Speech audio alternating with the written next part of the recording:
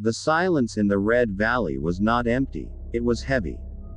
It was a weighted, expectant stillness that pressed against the eardrums, smelling of dry dust and ozone.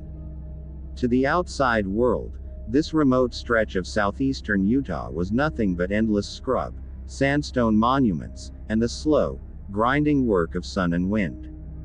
To those who lived near it, or dared to trespass on its ancient secrets, it was the hunting ground of the Skinwalker. My name is Thomas, and I was a geologist, a man who dealt in layers of rock and verifiable fact. I arrived in the Red Valley with two things: a new, high-powered spectral analysis rig, and an unwavering belief that every local legend was simply a poorly understood natural phenomenon. I had leased an old, dilapidated cabin, more of a shack, near the base of the monument uplift, a place the locals referred to only as the Cut. The first few weeks were exhilarating. My work was promising, and the isolation was a tonic. I settled into a routine: sunrise surveys, afternoon data logging, and evenings spent staring at a million stars while nursing lukewarm coffee. The shift began subtly, around the time the moon started to wane into a sickle of darkness. It was the dogs. I hadn't brought my own, but the cabin owner had two scruffy, territorial cattle dogs, Barnaby and Ghost, who lived chained to a post near the well. Barnaby was all bark and snarl. Ghost was a nervous, low growling shadow. They hated everything that moved. One afternoon, I returned from a survey to find them silent. Not sleeping, but utterly, unnaturally silent. They were huddled in the dirt, their heads tucked low to the ground, eyes wide and fixed on the perimeter fence. They weren't looking at a mountain lion or a coyote. They were looking at nothing. I walked toward them. Barnaby, who would usually snap and lunge, merely whimpered, a low, terrified sound I'd never heard him make. As I drew closer, I realized why they were frozen. A scent hung thick in the dry air. A raw, metallic stench, like blood mixed with wet wool and something acrid, almost chemically processed. It was a smell that didn't belong in the desert. I checked the fence line. Nothing was disturbed. No tracks, no sign of forced entry. I dismissed it as a dead critter or perhaps a territorial dispute with a skunk I couldn't spot. But the dogs remained paralyzed for the rest of the evening, refusing food, their fearful gaze locked on the empty space beyond the cedar trees. That night, the quiet felt suffocating. I tried to read, but the silence kept swelling. Then, from the deep dark where the dogs refused to look, the sound came. It was a tapping. Sharp, hard, rhythmic, and close. Tap, tap, tap, tap. It was the sound of a bare knuckle on solid glass. It was coming from the single window in the kitchen, the one that looked out toward the uplift. My heart hammered against my ribs. I snatched the heavy-duty maglite from the bedside table, its beam a blinding tunnel in the black room. I held my breath, listening. The tapping stopped. Instead, a new sound came, softer, more insidious. It was a voice. It was my own voice. It wasn't distorted or echoing. It was perfectly clear, my own slightly husky, dry voice, speaking three simple, utterly dislocating words: I see you. The words were whispered, yet they were loud enough to fill the small room, coming from just outside the thin glass pane. My skin crawled with immediate, visceral rejection. That wasn't an imitation. It was a perfect sonic reflection, delivered with a detached, cold amusement that I, Thomas, could never possess. It was the sound of my consciousness weaponized against me. I gripped the flashlight tighter, adrenaline flooding my system. I was a man of logic, and logic demanded a trespasser, a vandal, someone with a recording device. I threw the door open, lunging out into the night, the maglite beam cutting a frantic arc through the dark. The beam landed on the well post first, showing the two dogs. Barnaby was straining frantically against his chain, choking himself, trying desperately to retreat behind the cover of the small shed. Ghost was lying flat, a puddle of fear, his body trembling uncontrollably. I swept the light across the yard, the fence, the thicket of cedars. Nothing. The sound was gone. The only movement was the heat shimmer rising from the dry earth. As I started to walk back, I noticed a change in the air. The metallic scent was back, stronger this time, almost blinding. It was directly behind the cabin. I walked the perimeter, my logical mind shouting bear or mountain lion, even as my instinct screamed predator. Behind the cabin was an old, dilapidated storage shed, leaning badly. The light beam stopped abruptly. Standing silently, about 30 feet away, was a figure. It was not a man. It was not a wolf. It was a sickening compromise of the two. It stood on two elongated, impossibly bent legs, which ended in heavy, cloven feet that looked far too big for its frame. Its body was thin, almost emaciated, covered in patchy, coarse dark fur that seemed to absorb the light. It stood easily 7 feet tall, but it was hunched, its spine curved into a monstrous question mark. The head was the worst. It was large and disproportionate, long in the muzzle, but the forehead was too high, too human. Its face was a nightmare of wrongness. No visible ears, a black, wet-looking nose, and a wide, lipless maw that seemed to stretch into a permanent, chilling grin. But it was the eyes that truly broke me.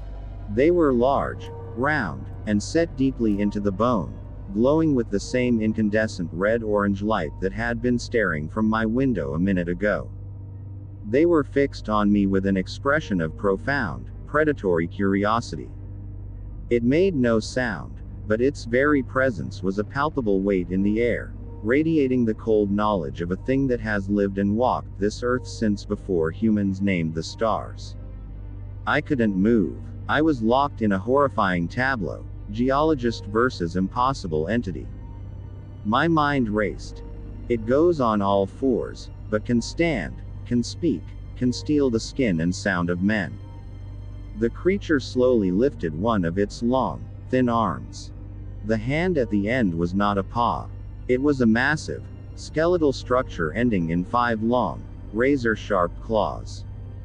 It brought the hand up, and then, very deliberately, it raised one digit and began to tap gently against the side of the leaning shed.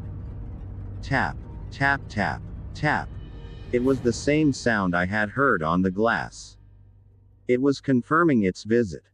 I finally broke free of the paralysis, turning and bolting back toward the cabin. I slammed the door and threw the deadbolt. My hands were shaking so violently I dropped the flashlight. I scrabbled for my phone, but in this valley, the signal had been dead for weeks. I stood there, hyperventilating, waiting for the crash, the assault, the inevitable breach. But the crash never came. Instead, I heard the sound of heavy hooves. Not 2, but 4. Thudding against the dry ground right outside the door. The sound was not frantic or aggressive. It was a slow, leisurely trot, circling the cabin once, twice, 3 times. It was a victory lap. Then, the trotting stopped right in front of the door. And the creature spoke, not in my voice, but in the most chilling way possible.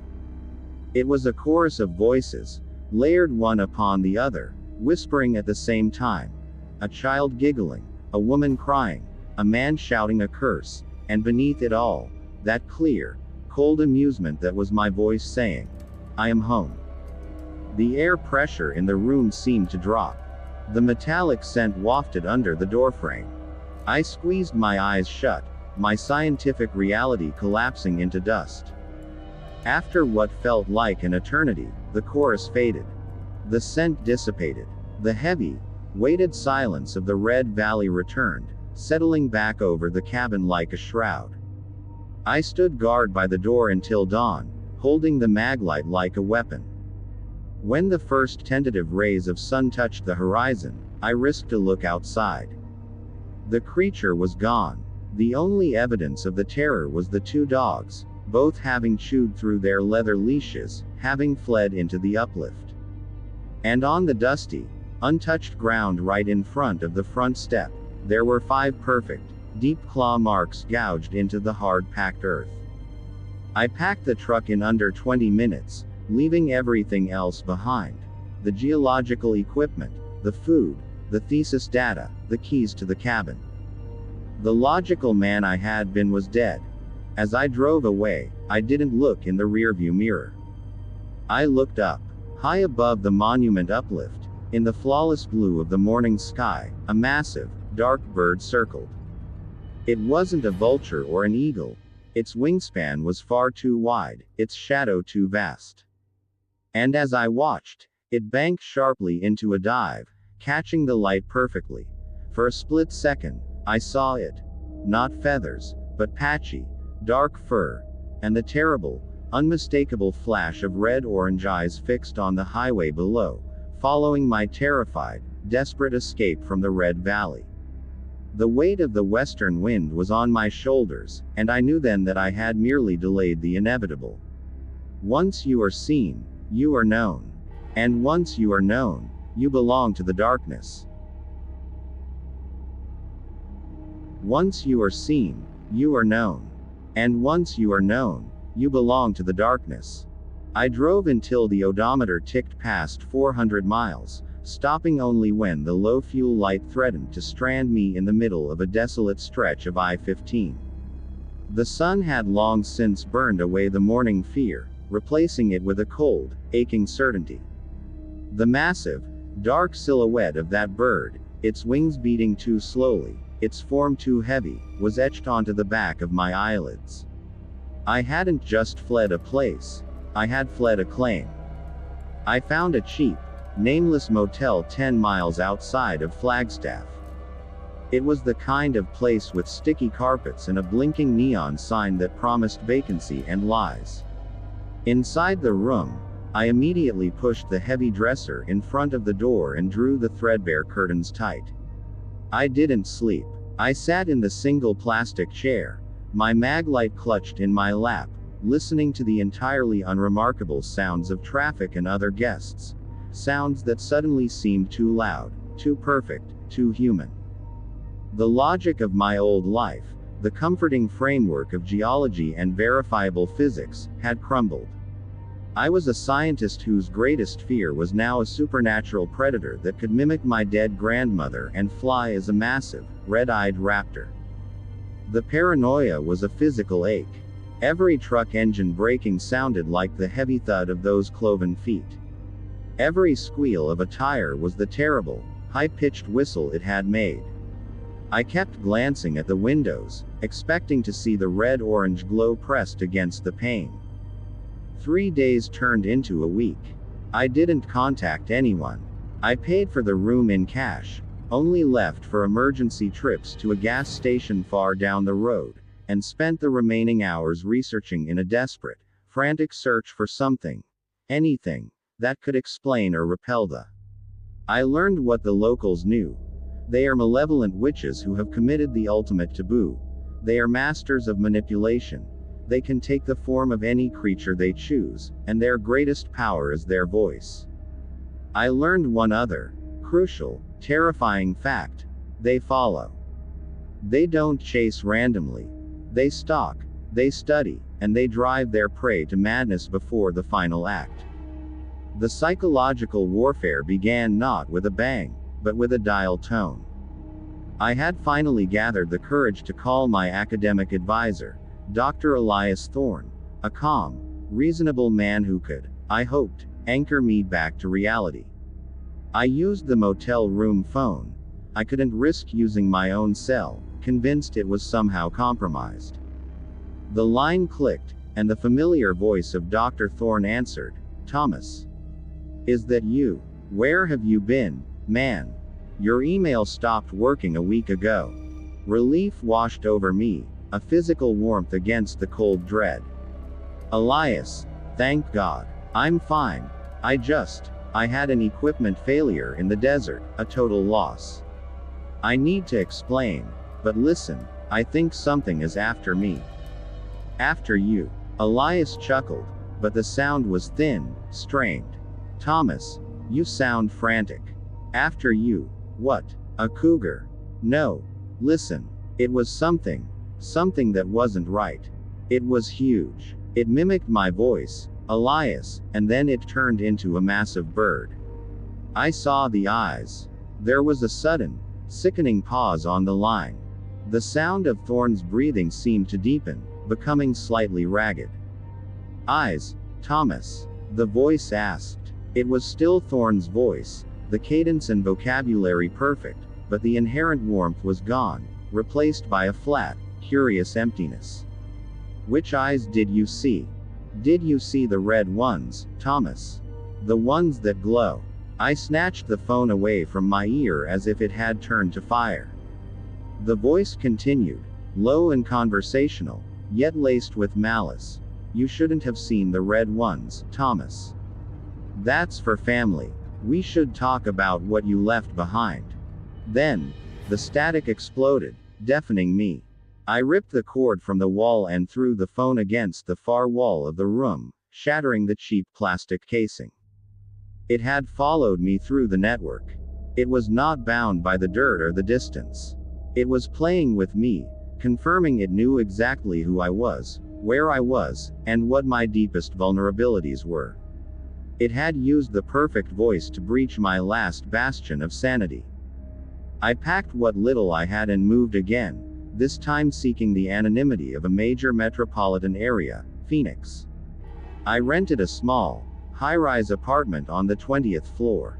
I reasoned that concrete and elevation offered protection. It was a fool's hope, but I clung to it. The city provided noise, which was initially a comfort.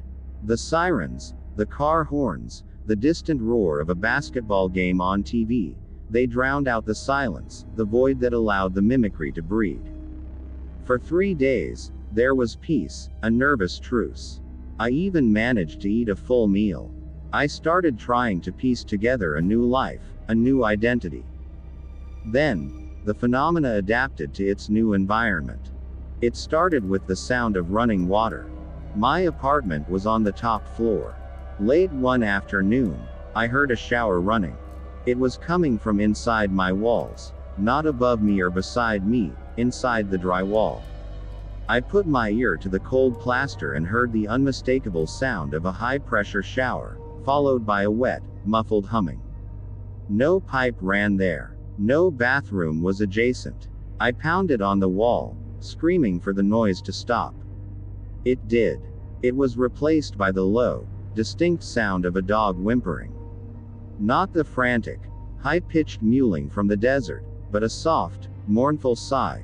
Barnaby, the cattle dog, the one I had left behind, the one I knew was either dead or feral in the uplift. The whimpering was directly behind the wall, followed by a heavy, wet sniff. I tore away from the wall, scrambling backwards until I hit the opposite side of the room. It was trying to scare me, yes, but more than that, it was sending me a message. It brought something of the valley with it. The scent followed. That terrible metallic, musky smell. The copper and wet wool. It was leaking into the room, faintly but undeniably. I spent the night huddled in the corner, holding a kitchen knife, staring at the patch of wall where the whimpering had come from. The silence returned, but it was ruined. It was now a deliberate, mocking silence, heavy with the presence of something unseen. The final break came on the 4th night in the city. I was lying rigid in bed, bathed in the sickly green light of the digital clock, listening to the hum of the air conditioning unit. I hadn't moved in hours. A small sound cut through the hum, a sound so minute, so fragile, that I almost missed it. It was the sound of something scuttling across the ceiling above my head, directly in the crawlspace, followed by the soft sound of earth or plaster crumbling. I knew that sound. It was the sound of a large, heavy insect. I was on the 20th floor. The scuttling stopped directly above the bed. And then, a sound that was impossible, yet horrifyingly real. The faint, repetitive clicking of a single, long claw tapping against the thin acoustic tile of the ceiling. Click, click, click, click. My breathing hitched. It was the same rhythm as the tapping on the cabin window, the same rhythm on the storage shed. It was marking time. And then, the pièce de résistance. The mimicry. The voice was directly above me, filtered by the ceiling tile, sounding wet and close, a perfect, mocking recreation of the last words I had spoken to Jake, weeks ago, joking about my scientific method. It goes on all fours, Thomas. The data demands the conclusion. I screamed and jumped out of bed, grabbing the knife. I looked up at the ceiling, searching for a seam, a weak spot. And there it was. Not on the ceiling, but on the window. I had forgotten to close the thin blinds, and the glass reflected the interior of the room perfectly. But in the reflection, high above the sill, pressed flat against the outer glass of the 20th floor window, was a massive, dark shape. It wasn't a bird. It was the hunched, 7-foot biped from the cabin, impossibly clinging to the smooth glass exterior. Its patchy fur was visible, and its impossible, elongated arm was stretched out, a single, clawed hand spread open against the glass. And staring back at me, directly into my soul, were the twin beacons of red-orange light, burning brighter than any city street lamp. The Skinwalker had found me. It wasn't just following. It was defying gravity, defying common sense, making its presence known in the heart of civilization. It retracted its hand from the glass, but the glow of the eyes held. Then, the immense creature began to slide slowly downwards, out of view, its form dissolving back into the abyss of the city night. I collapsed onto the floor, the knife dropping from my numb fingers. I was trapped on the 20th floor, and the darkness outside was no longer empty. I knew with chilling finality that the rules of the Red Valley still applied, even here. When the show's itself, it's not an attack, it's a declaration. What game was it playing, and why did it need me alive to play it? I didn't know, but as the first rays of morning light filtered through the blinds, I knew the tapping and the voices would come again. And next time, they might not be on the other side of the glass. Thank you so much for watching this video. Make sure to subscribe, like, comment and turn on notifications if you enjoyed the video so you never miss an upload.